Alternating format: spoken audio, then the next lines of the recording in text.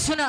अरे वाह। भारत देश को आजाद कराने में ना जाने कितनी माओ ने अपने बच्चों को खोया है, ना जाने कितनी पत्नियां अपने पति से दूर हुई, ना जाने कितने बच्चे अपने माता और पिता से अलग हुए, जुदा हुए। अरे वाह। भारत देश हमारा 15 अगस्त 1947 को आजाद हुआ। कहने वाले लोग कहते हैं कि पढ़वा लिखवा तब जनबा। Doctor B.R. अम्बेडकर साहब जी ने कहा था कि शिक्षा उस शेरनी का दूध है जिसने पिया है उसने दहाड़ा है, लेकिन जिन्होंने पिया है उन्हीं ने। और 4 लाइन कवि जी के भूमिका के अंदर भाव बा। कैसे गुरुजी?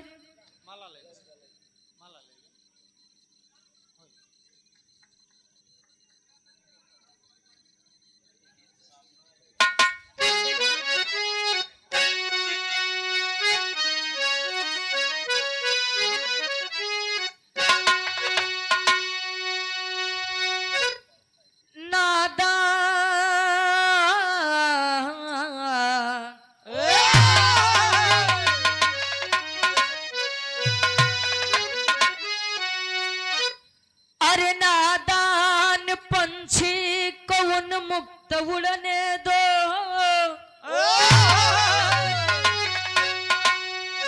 इन पर कभी कुछ न बंधन लगाओ।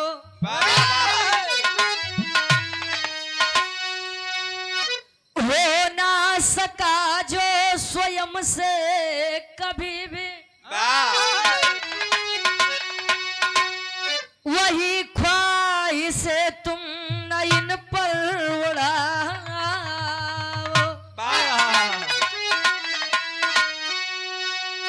अरे छीनो न बचपन ये अल्लड़ लड़कपन,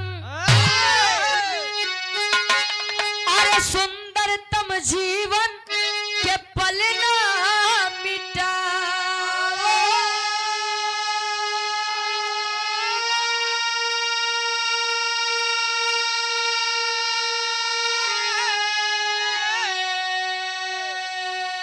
अरे सुरेंद्र की इच्छा करो खुद समीक्षा, परीक्षा में बचपन को यूं न गवाओ।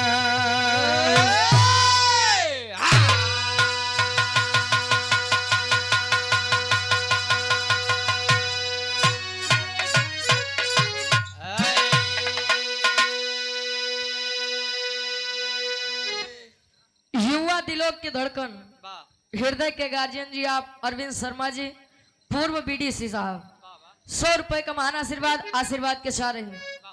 नादान पंछी को उन्मुक्त उड़ने दो, इन पर कभी कुछ ना बंधन लगाओ। नादान पंछी की तुलना कवि जी किसे कर रहे हैं? की तुलना बच्चों की उपमा कवि जी नादान पंछियों से करते हैं।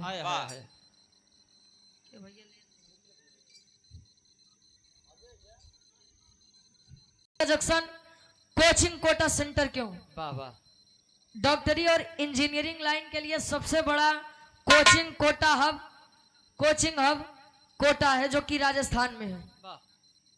गजल के संकेत करते हैं कैसे?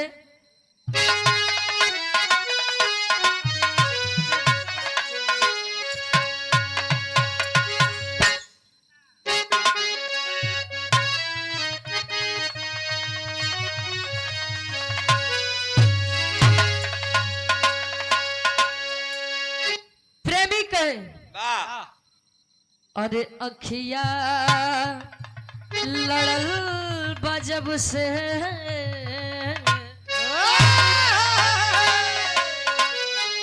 अखिया लड़ल बजब से, दिल में करार नहीं खे। अखिया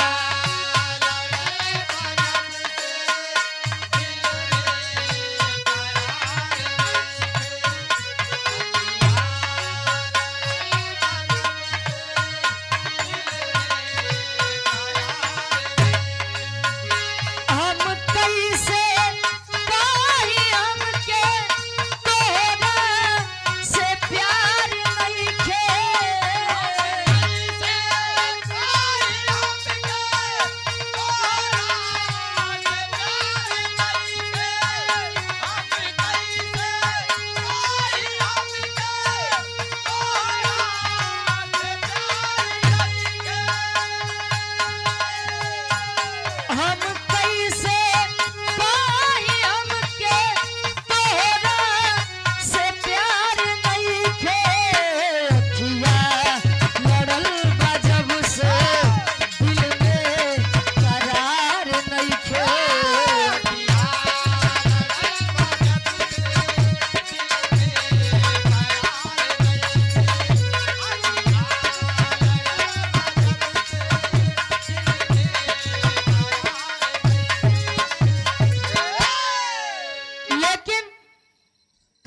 जमाने की सच्चाई इस बिरहा में उतार दिए हैं।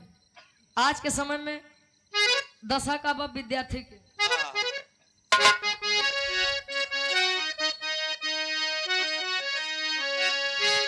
अरे बसता के बोझ गढ़ुअल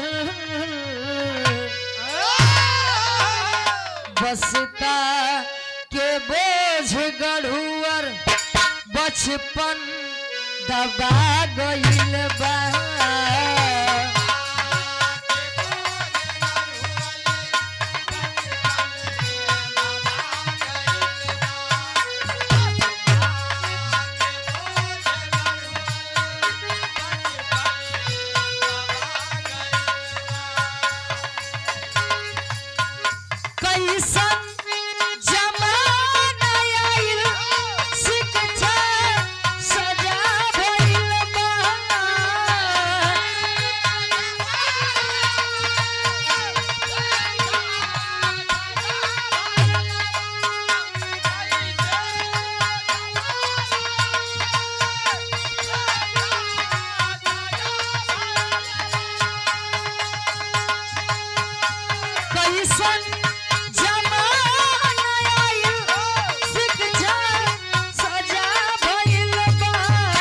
बसता के बोझ गढ़ुअर बचपन दबा गइल बा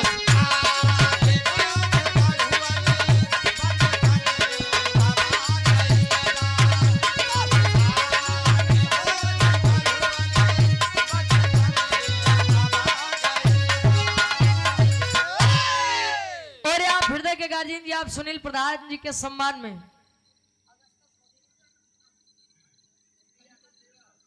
सोनी यादव सेवक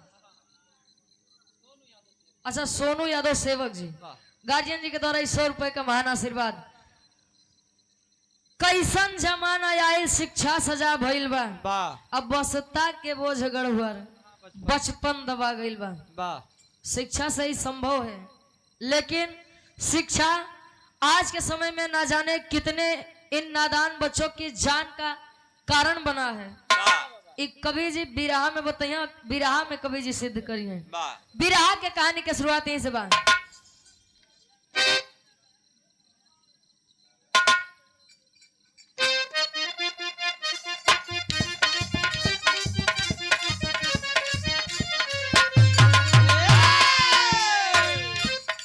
स्वप्न तो स्वप्न है बस क्षण की लहर होता है स्वप्न तो स्वप्न है बस क्षण की लहर होता है अधिक उम्मीद लगाना भी जहर होता है।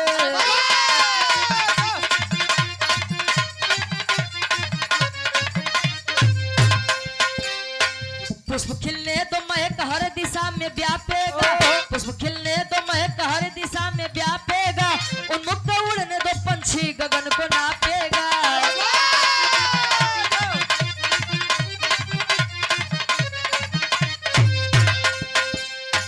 बचपन से ही क्यों उम्मीद अति बढ़ाते हो बचपन से ही क्यों उम्मीद अति बढ़ाते हो किशोर वे को भारी बोझ से दबाते हो।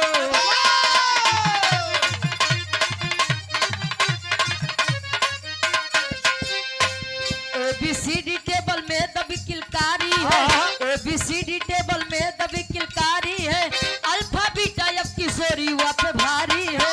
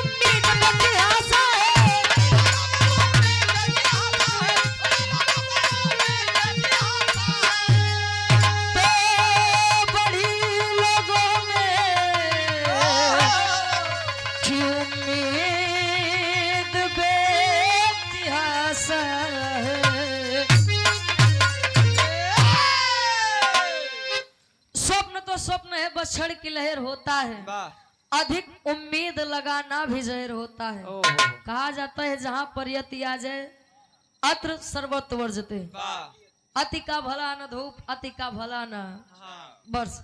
जहां पर यति आ गया समझ लीजिए वहां पर विनाश है। वाह कई कई माता पिता ऐसे हैं, गार्जियन आप लोग भी हैं, आपके घर पे भी बच्चे हैं, स्पेशल विराई गार्जियन खातिर बा। वाह बच्चे नादान होते हैं। वाह एक कहानी कवि जी उठावत है ने अपने उत्तर प्रदेश आजमगढ़ अराजीबाग से। वाह वाह छोटा सा परिवार है, परिवार के मुखिया संतोष प्रजापति, वाह घर पे पत्नी है, 2 बेटे हैं, बड़े बच्चे का नाम मनीष प्रजापति वाह और छोटे बेटे का नाम शौर्य प्रजापति। ओहो शेखर हॉस्पिटल आप सोनू सेवक भैया के सम्मान में 100 रुपए का महान आशीर्वाद। बड़े बेटे का नाम मनीष प्रजापति और छोटे बेटे का नाम शौर्य प्रजापति।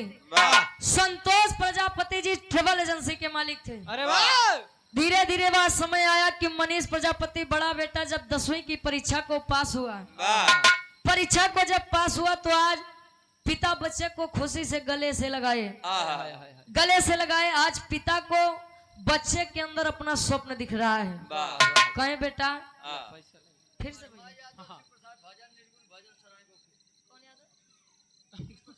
शिव प्रसाद दाढ़ी वाले निर्गुण भजन वर्मा यादव, अच्छा ब्रह्मा यादव जी। गार्जियन जी के द्वारा 20 रुपए का महान आशीर्वाद, सुंदर पुष्प पंखुड़ियों में गुथा हुआ हार। संतोष प्रजापति जी आज बच्चे से कह रही है बेटा परिस्थिति वश तो मैं तो इंजीनियर नहीं बन पाया, माता पिता की आर्थिक स्थिति नहीं सही थी, लेकिन मैं चाहता हूं कि तू इंजीनियर बने। बच्चा छोटा है, नादान है, सोच रहा है अगर पिताजी मेरे बारे में कुछ सोच रहे हैं तो अच्छा ही सोचेंगे। छोटा सा परिवार सपना सजाया है कोटा शहर के लिए। कैसे? एक लाइन गीत लगत बा।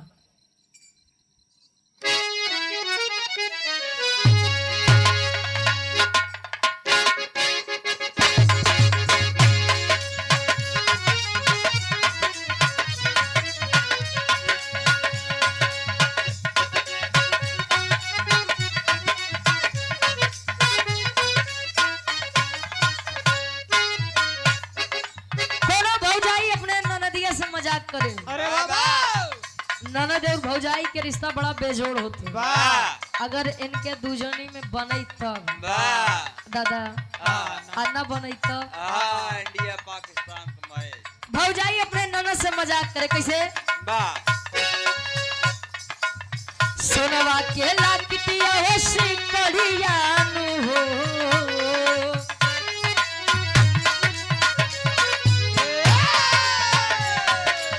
सोनवा के लाकिटिया सिकड़िया नु हो, बतावा ननदो के कर दी हम हा।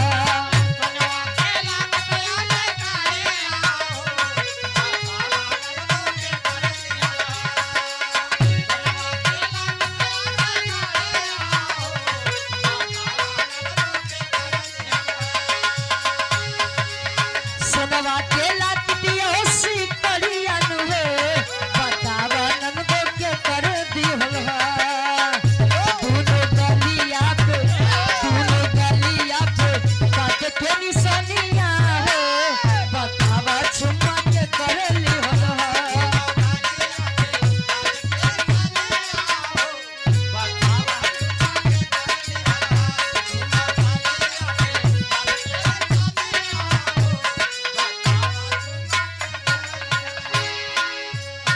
लेकिन छोटा सा परिवार सपना सजाया है का ट्रेन पे आज बैठे हैं, माँ अपने बच्चे को समझा रही है। कैसे समझावे?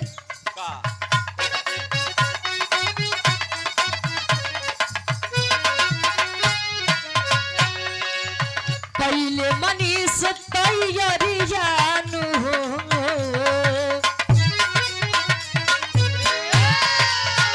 पहले मनीष तैयारिया नु हो, सपनावा सजावे बबुआ।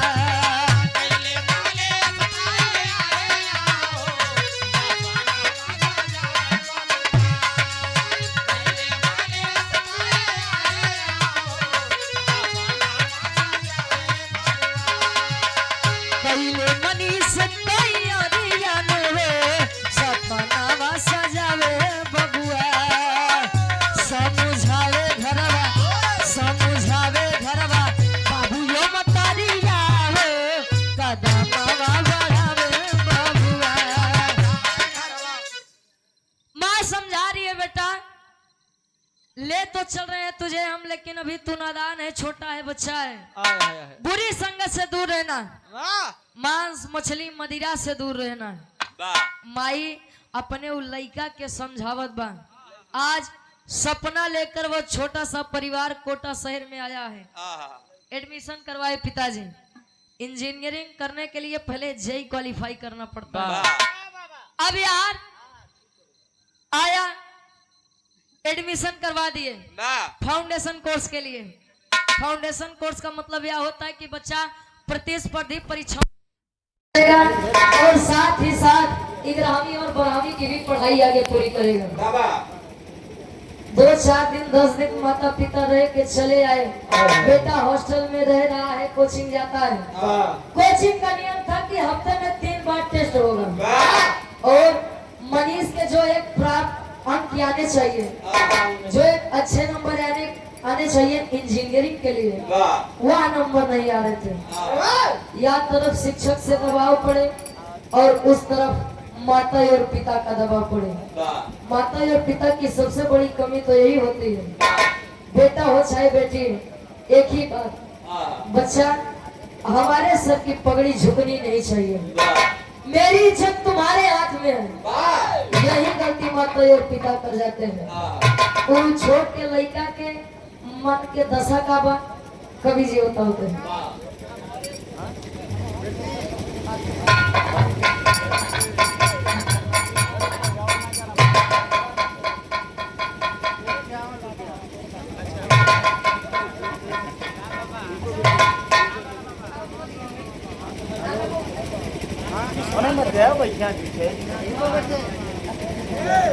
एक महामंडलेश्वर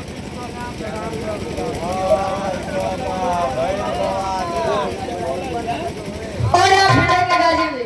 भवानी नंदन तिलकधारी बाबा। हाँ भवानी नंदन भवानी नंदन श्री भवानी नंदन महाराज गार्जियन जी के द्वारा इस सुंदर पुष्प घोड़ियों में थोड़ा हार 51 रुपया हमने खातिर और 51 रुपया हमने देवलाल भैया खातिर। वाला ले जाए 51 रुपया। अरे चलाए अरे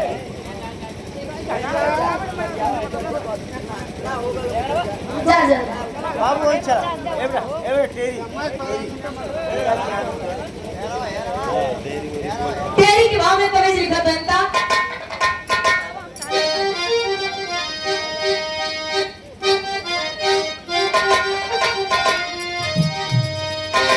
अरे शिक्षा भी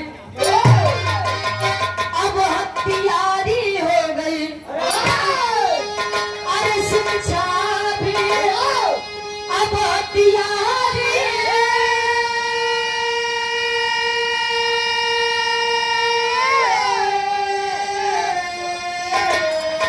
अरे शिक्षा भी अब हथियारी हो गई। बचपन बिखर गया उम्मीद का बोझा भारी। अरे भारी, अरे भारी। बचपन बिखर गया उम्मीद का बोझा भारी। शिक्षा भी अब हथियारी हो गई। जब मनीष के अच्छे नंबर नहीं आ रहे थे, वहाँ के शिक्षकों ने उनके पिता संतोष प्रजापति के पास फोन किया। तत्काल कोटा शहर में बुलाया। कोटा शहर में जब बुलाए, संतोष प्रजापति को समझाए, देखिए भाई आपका बच्चा पढ़ने में बहुत कमजोर है और मेरी मानिए तो ले जाइए किसी और काम में लगाइए। आपका बच्चा जेई क्वालिफाई नहीं कर पाएगा। लड़का के सामने जब इतनी बतिया कहें तो लड़का के टेंशन हो गया। अगर मैं इंजीनियर ना बना तो मेरे माता और पिता का सम्मान जाएगा। मेरे कारण मेरे माता और पिता का सम्मान जाएगा। बाबू परेशान हुए कि नहीं सर, आप रहने दीजिए, मैं अपने तरीके से अपने बच्चे को समझा दूंगा। आए समझा रहे हैं कि बेटा देख, बड़ी अरमान से बड़ी सपना लेके तुम्हें पढ़ावत है। अगर तू इंजीनियर न बनते तो गांव समाज में बड़ी बदनामी हुई। यही समझा करके पिता आजमगढ़ के लिए पूरा ट्रेन पकड़ते हैं और बच्चा हॉस्टल लौट कर आता है। जैसे जैसे शाम हो रही है, बच्चा अवसाद से घिर रहा है। चिंता हो रही है, सोच रहा है कि यदि मैं ही ना रहूं इस संसार में, यदि मैं ही ना रहूं तो ना ये सवाल उठेगा और ना ये इज्जत और बेइज्जत होने का नाटक होगा। वाह छोटा सा बच्चा, मासूम सा बच्चा हॉस्टल के उस कमरे में पंखे से, चादर के फंदे से लटक कर अपनी जान दे देता है। और जब अपनी जान दिया, वहाँ के लोगों ने पिता के पास फोन किया। पिता आधी ही दूर पहुंचे थे, पुनः कोटा शहर के लिए रवाना हुए। आए, जब अपने बच्चे की लाश देखे तो लाश को पकड़ करके रो रहे हैं, विलाप कर रहे हैं कि बेटा तूने मुझे संकेत दिया था कि पिताजी मैं यहाँ नहीं करना चाहता हूँ, लेकिन मैंने अपने स्वार्थ के लिए तेरी भावनाओं को नहीं समझा। पिता पागल से हो गए हैं। बच्चे की लाश आज कोटा शहर से आजमगढ़ अराजीबाग उत्तर प्रदेश में आती है। आज जब अराजीबाग में आए तो माई वो अपने लड़का के गोदी में लेके कहा था, का कहे 8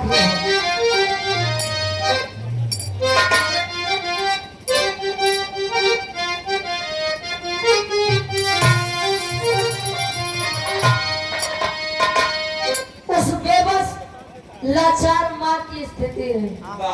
कहा अरे उठा उठा उठा उठा मोरे लाल को छुपाई ले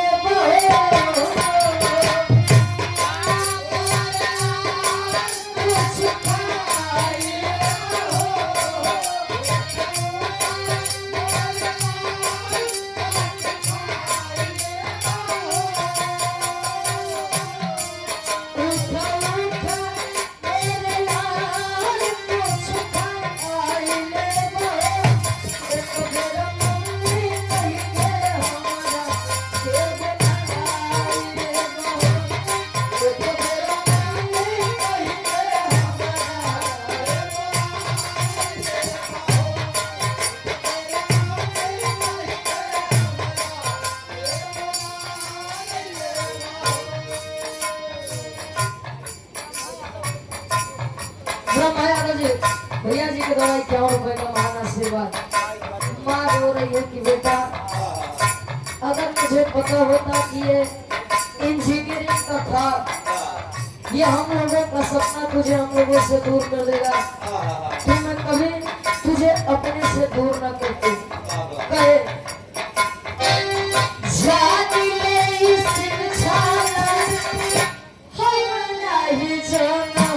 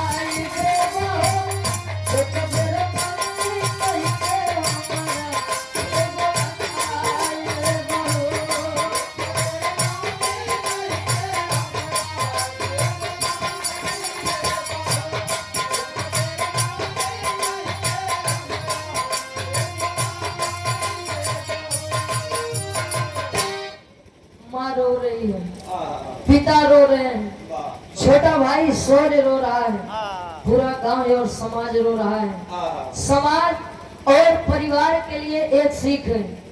कहा जाता है कि कोई क्षेत्र खराब नहीं होता है। हो सकता है बच्चा जिस क्षेत्र में जाना चाहता हो अगर अपने मन से जाए तो उस क्षेत्र में ही उतना नाम कर जाए जितना कि आपने कभी सोचा ना हो। गांव परिवार समाज रो रहा है। पहले के शिक्षा और आज के शिक्षा में अंतर का बात कभी जी बताओ थे पापड़ के भाव में सब करते हैं।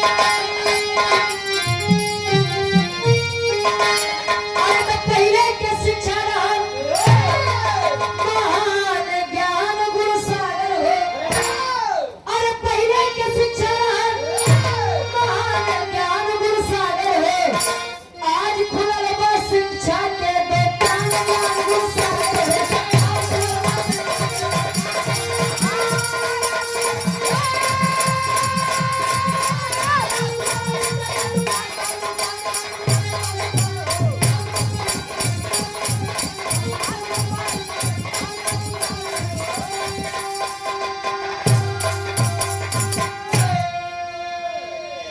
पहले के शिक्षा रहल महान ज्ञान गुरु सागर हो।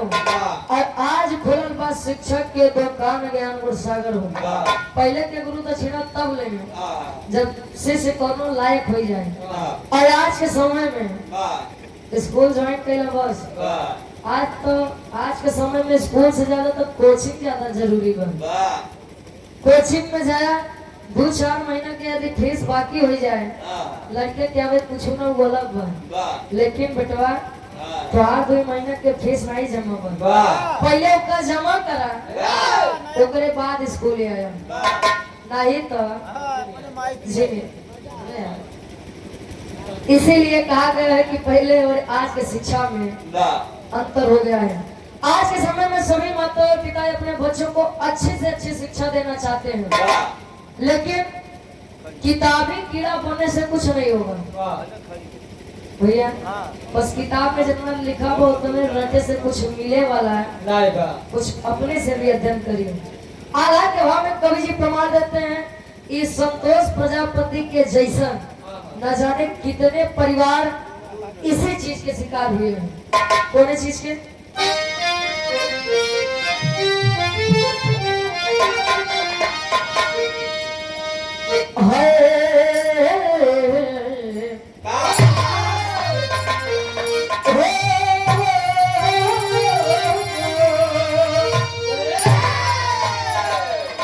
अरे अति महत्वाकांक्षा खैलस बचपन के बाबू।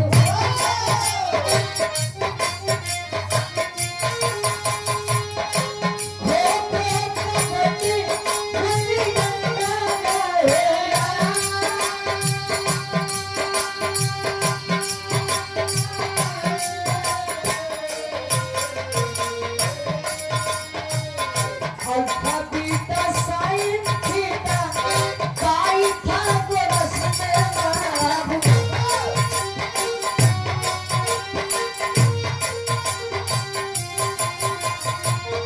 जितनी बायोलॉजी देखई रहा सब होला।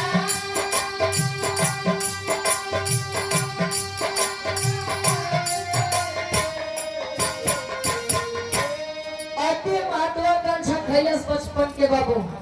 आज भी अगर पुराने काका दादा लोग आपस में मिलते हैं तो सोचते हैं कि यार इससे बढ़िया तो हमारा पहले ही जमाना था। कम से कम लोग दुखी और सुख में साथ तो देते थे। हाल चाल ले बोले आवत तो रहे। लेकिन जब से अब मोबाइल आ गया रिश्तों को खा गया। लोग अपने खून के रिश्ते के लिए समय नहीं दे रहे हैं तो कहां से आज के सब लोग समय देंगे दूसरों के लिए। सदर के भाव में कवि जी प्रमाण देते हैं।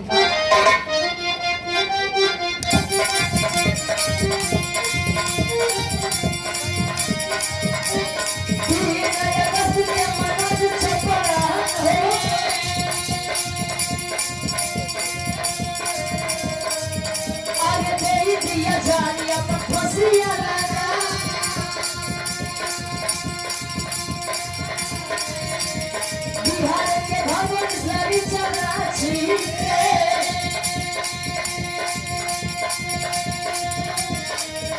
अरे मऊ के प्रिय मोसिंगन वाली झारखा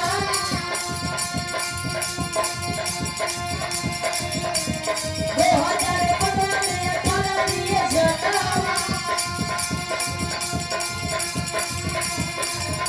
अरे सेना में सदा हमारे संगमा में सदा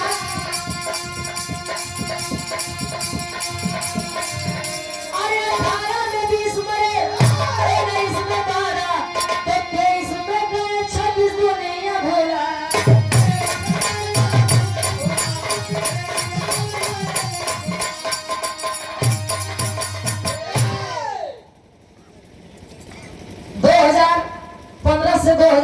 20 तक 121 बच्चे इसी चीज के शिकार हुए। माता और पिता के आज्ञा के लिए, माता और पिता के सपने के लिए कोटा शहर जाते तो हैं, लेकिन यही बात उनके मन में बैठ जाती है कि अगर मैं यहाँ नहीं कर पाऊंगा तो माता और पिता की बदनामी होगी, और इसी डर से बच्चे अपनी जान दे देते हैं। जहाँ पर बच्चों को माता और पिता की जरूरत होती है, वहाँ पर बच्चे इसी चीज का शिकार होकर नादानी में आप कदम उठा लेते हैं। 121 बच्चे जो मरे हैं उनकी उम्र 16 से 20 के ही अंदर होती है। नादान और बेबस पंछी की तरह होते हैं बच्चे। आखिरी में आप सभी गार्जियन जी से हाथ जोड़ के निवेदन है, कवि का कौन निवेदन बा?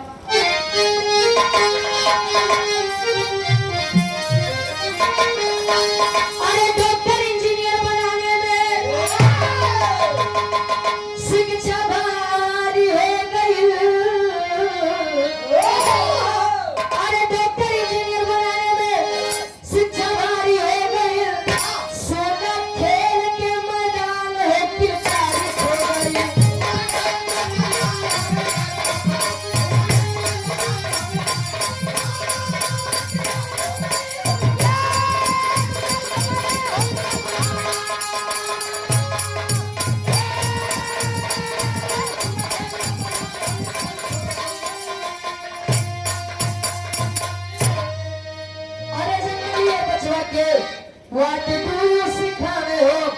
बता ना भैया लुका छिप खेलना बता।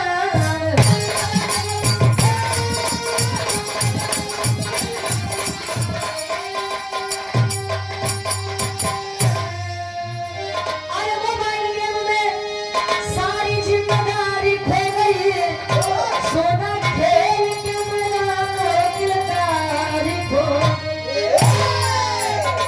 डॉक्टर इंजीनियर बनाने में शिक्षा भारी हो गई, सोना खेल के मैदान हो किरदारी खो गई। आप सभी गार्जियन से हाथ जोड़ कर निवेदन है कि आपके घर में भी बच्चे होंगे, एक बार उनसे जरूर पूछ ले कि वो किस क्षेत्र में जाना चाहते हैं, किस क्षेत्र में उनकी रुचि ज्यादा है।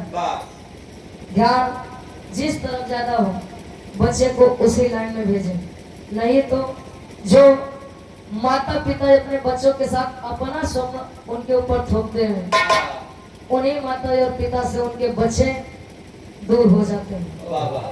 आखिरी में खानदान के परिचय में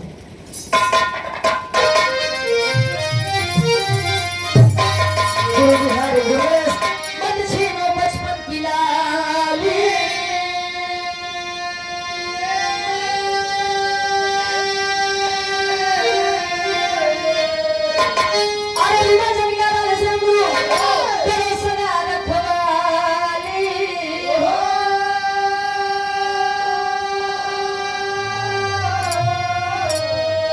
शिक्षा भी अब हथियारी हो गई, रुचि कभी सुरेंद्र तैयार हमारी शिक्षा भी अब हथियारी हो गई।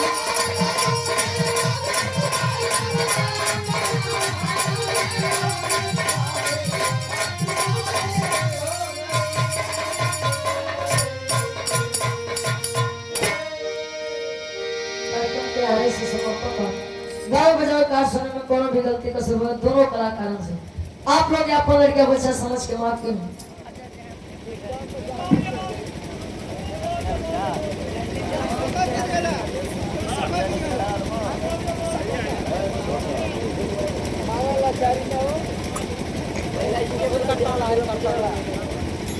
सर्वजीत डीजे एवं लाइट जय माँ दुर्गा पूजा समिति हरिहर बाजार, आप हरिहरपुर बाजार से 100 रुपए का महान आशीर्वाद। आर्या फुलाई वोट सेंटर गाजीपुर से 200 रुपए का महान आशीर्वाद।